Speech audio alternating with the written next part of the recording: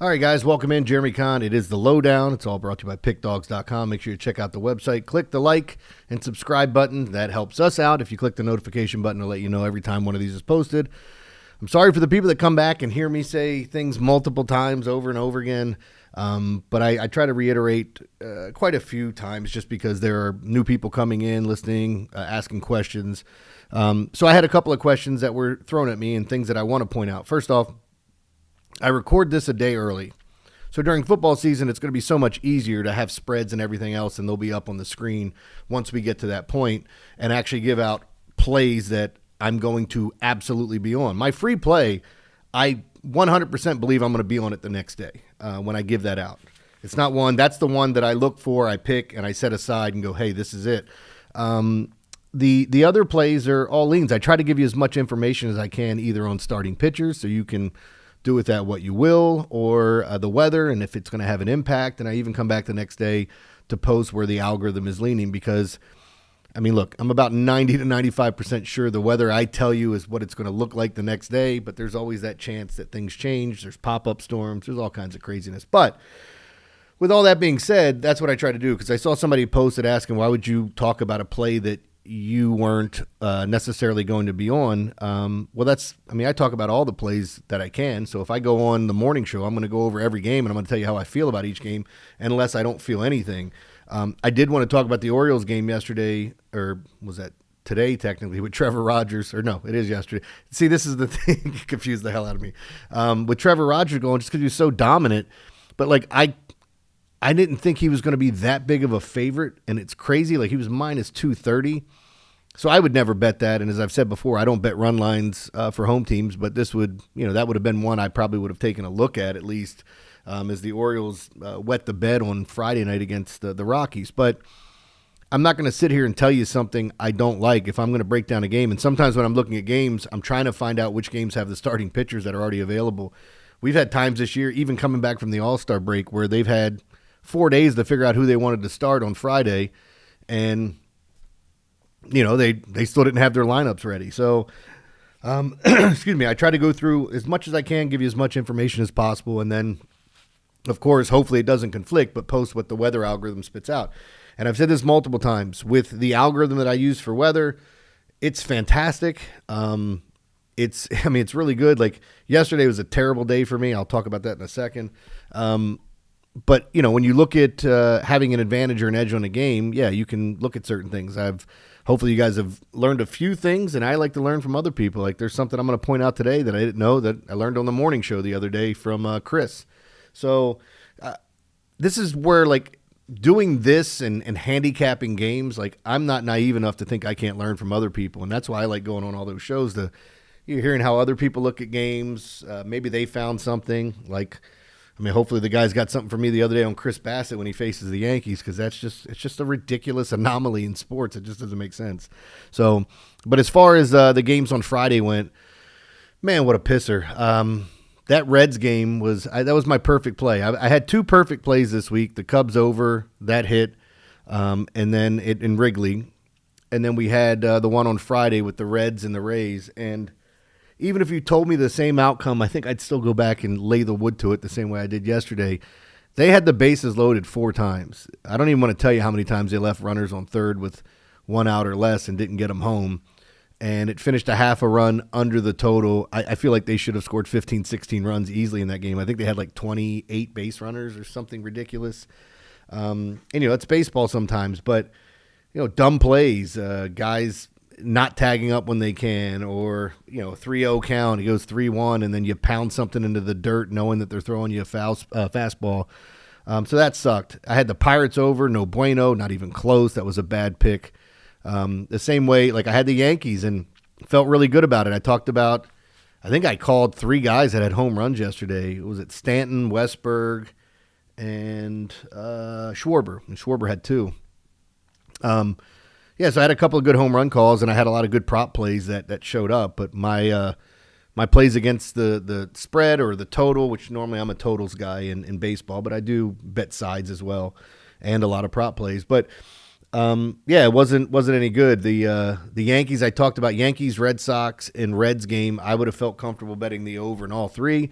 The one I stayed away from was the Yankees, and mainly because I like the Yankees side more, but also it was the one game where I saw all the public was betting on the over. Doesn't mean you have to fade that game because the public's on it. But as I start eliminating my games, and I like the Yankees, so it was just an obvious switch, at least for me. And of course, that game skies over the total, and the other two slide under. In the Red Sox-Dodgers game, 5 runs in the first 3 innings.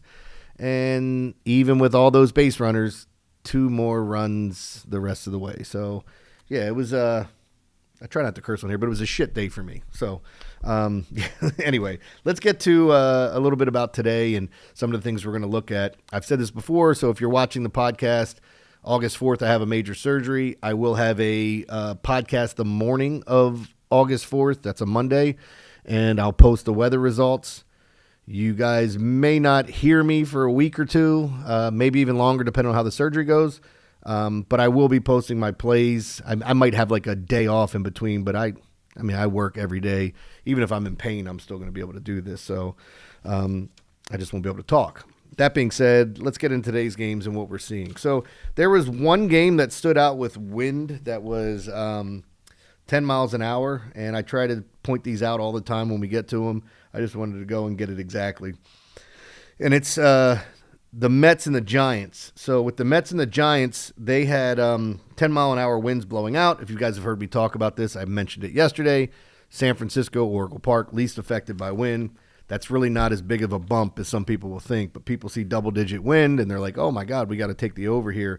And it is cold there, too, which I know 60 degrees doesn't feel cold, but in the middle of July or the end of July, yeah, that's cold.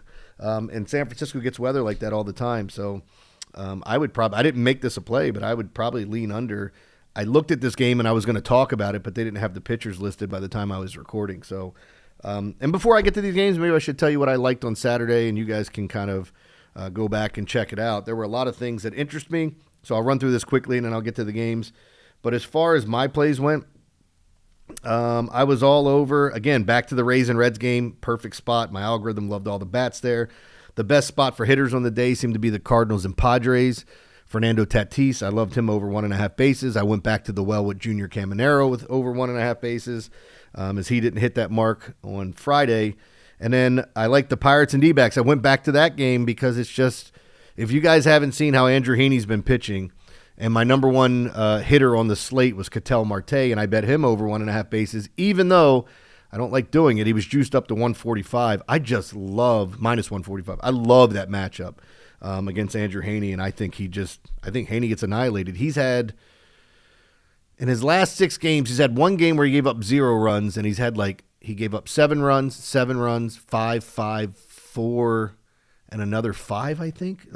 He's been awful. His ERA's over 5, and just a month ago, he had an ERA in the 3s. So, I think this is definitely a guy we can attack. Mitch Keller's been, Merrill Kelly. Merrill Kelly's been really good. And he's coming to Pittsburgh here, but I like O'Neal Cruz as well today. He was plus money for over 1.5 bases. But the other plays that stood out to me were 2 underplays. The Astros and A's, that's a sneaky good pitching matchup. And I talked about it, the Giants-Mets. It's one of the ones we talked about yesterday on the podcast, that this was another good spot for don't look at that wind, look at the pitchers, see what's going on. Now, if it's blowing out at 20 miles an hour, 30 miles an hour, in San Francisco, then yes, that could end up being a bump. But as I've said before, in Wrigley, if it's 10 miles an hour out, it feels like 20. And if it's Oracle Park and it's 20 miles an hour out, it feels like 10. The water does negate a lot of that out there in the cold temperatures, and their wind is just kind of crazy. So some other things that I pointed out, I like Trevor Rogers over strikeouts. He was plus money to go over 5.5. And then when I was looking at a few other things, haven't looked at the WNBA. I lost my WNBA game Friday. I lost everything Friday. It's not a day that you want to admit. Like, I think sometimes it's harder to go 0-5 than it is to go 5-0. I mean, they're both equally as difficult, but man, when things go wrong and you're watching it going, I felt good too. They're midway through the game. I'm like, here we are. We've got this. These games are going over. I feel great about it, except for the Pittsburgh game. That game was trash. Anyway, all right, let's get to today's plays. You guys don't need to hear me ramble about the stuff that was. Let's talk about the stuff that's going to be. Let's go Dodgers Red Sox. 75 degrees, winds out at 9 miles an hour. There is some precipitation in the forecast, nothing that you need to be worried about. But I always talk about it because on the East Coast it does affect the humidity. But at 75 degrees, I don't know how much you have to worry about. It's Dustin May versus Walker Buehler. And I've talked about Walker Buehler. He's a gas can now. This is one game I think he gets up for. I'm going to lean towards the under here. I don't know what the number is. I'm assuming this is going to be another 9.5 type game. We shall see. Dustin May's been solid. He's gotten more strikeouts this year, but he's not the biggest strikeout pitcher, at least in my mind, and what I've seen since he came back from the injury. But yeah, the old Ginger Guard, good pitcher, and I don't think he's going to have any issues with the Red Sox lineup. They do have a lot of lefties, if that's something that you'd look at. And this is just me playing my hunch that Walker Buehler comes out and is serviceable today, or better than serviceable, in what you might deem to be a revenge game against his former team. These guys get up for those games, and maybe if Walker Buehler just doesn't have it and he's lost everything and he's no longer a good pitcher, which we're getting there, but there's still times where you can show up and shine, and I think this is one that he may have had circled in front of that home crowd in Boston. As much as I hate you Red Sox fans, being an Oriole fan, got a great crowd. I mean, loud, there all the time. They're annoying as hell when they come to Baltimore, but I think I argue with Red Sox fans more than anybody else. Even the Yankee fans, they just start screaming how many rings they won. It's like, whatever. All right, so I would lean towards the under there. Let's go to the Blue Jays and Tigers, and this is where I'm going to get to where Chris was kind of telling me about. We were going over some stuff on Friday's morning show, and I think the show went about 2 hours long, but we kind of got in the weeds on different things, and one of them was the most profitable pitchers in baseball and the least profitable. And Cal Quantrill, the Marlins, was the most profitable, and some things may change in the next couple of weeks if you're looking at different lines and different numbers. One of the least profitable was Jack Flaherty, and then I started looking more at his numbers, and I'm going, he's on one of the best teams in baseball, and he's 5-10.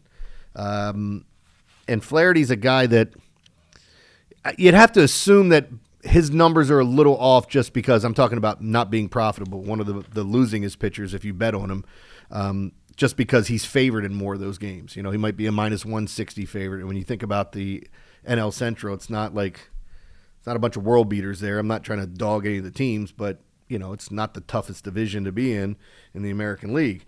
But on the flip side, we got Max Scherzer, and I think both of these guys can get beat up. It's 90 degrees. We've talked about hitters love to hit it in Detroit. It is, I lift my glasses up, 5 miles an hour, the wind's going out. So again, it's not nothing, but it's not a huge help with that. But I think both of these pitchers can get beat up by both teams.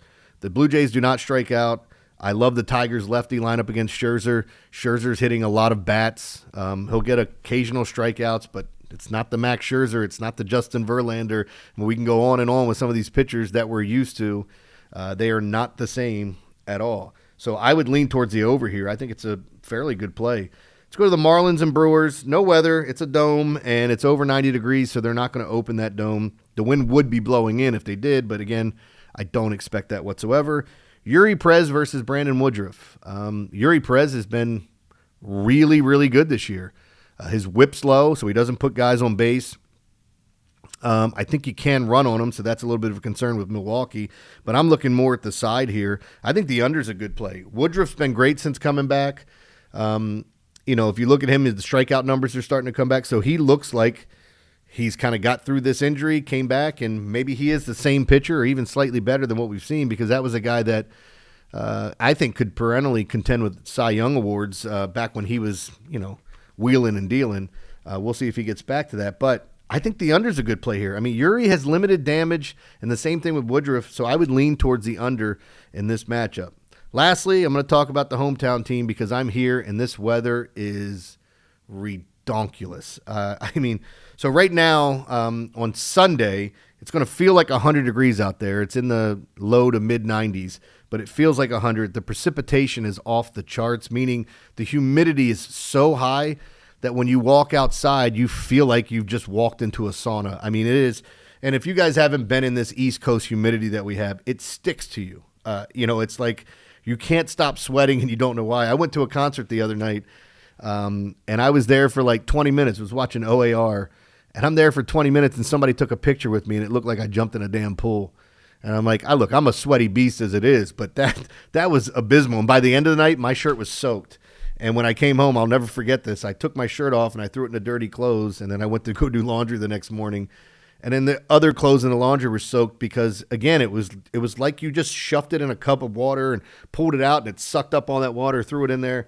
It's that hot. If Carlos Rodon was pitching, he changes jersey every inning here. So it is nasty, and I'm going to tell you to take the over. And without even looking at the starting pitchers, I don't care if this is 10. I don't care if it's 10.5. It's Austin Gomber and Tommy Sagano. I've talked about this. Gomber outside of course, sure, but the guy's got a 6-run ERA. And his whip is just awful. I think it's like 1.6. He's just putting way too many guys on base. And on the flip side, Sagano, he was in a 6-man rotation in Japan. He's an older pitcher. He started to hit this wall. It's not like he can't get you 5 innings and only give up 3 runs or keep these guys at bay because he can't get soft contact. But he looks like he's laboring. I had somebody here point out and say they think he's tipping his pitches. I don't know if that's necessarily true or not. But the Rockies are swinging good bats. The Orioles, they can hit this Rockies pitching without a doubt. And I think this is just another one of those games where it's like, boom, over. Don't even think about it. Like, I'm not even looking at where the money's coming in. If everybody's betting it, please give me some high-ass total that nobody wants to bet. Make it 11. I don't care. I think we're getting in the teens today with this Orioles-Rockies game. So good luck, guys. I hope you win some cash today. Make sure you check out Pickdawgz.com, all the premium plays over there.